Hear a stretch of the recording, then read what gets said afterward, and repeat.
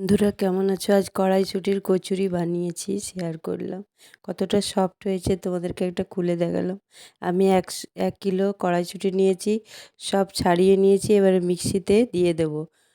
ঢেলে দিলাম কড়াইশুঁটির দানাগুলো। এবারে আদা কাঁচা লঙ্কা দিয়ে একটু মিক্সিতে পেস্ট করে নিলাম। এবারে এই এতটা হয়েছে আমার, এটা পাত্রে ঢেলে নিলাম।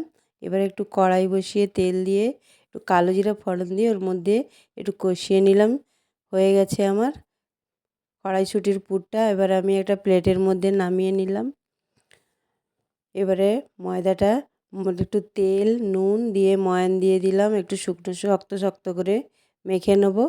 আমার মাখানো হয়ে গেছে ময়দাটা। একটা চাপা দিয়ে আধা ঘন্টার মতো রেখে দিলাম। এবারে ঢাকাটা খুলে নিয়েছি। এবারে একটা করে লেচি কেটে ওই কড়াইশুঁটির পুরটা যেটা বানিয়েছি ওটা দিয়ে বানিয়ে নেব। লেচি কেটে ওর মধ্যে পুর ভরে একটা একটা করে বানিয়ে নেব। এই কীভাবে বানাচ্ছি দেখে নাও। এই একটা একটা করে আমার সব হয়ে গেছে। এবারে একটা একটা করে বেলে নেব।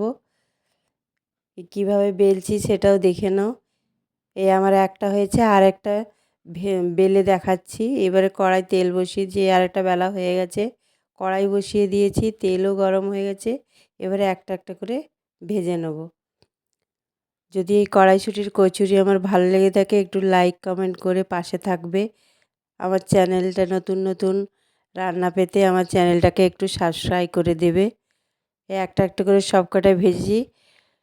কত সুন্দর ফুলেছে দেখে নিও। আমি আলুর দম সহকারে পরিবেশন করব। খুলে দেখালাম। সবাই ভালো থেকো, সুস্থ থেকো। কতটা সফট হয়েছে। ধন্যবাদ সবাইকে।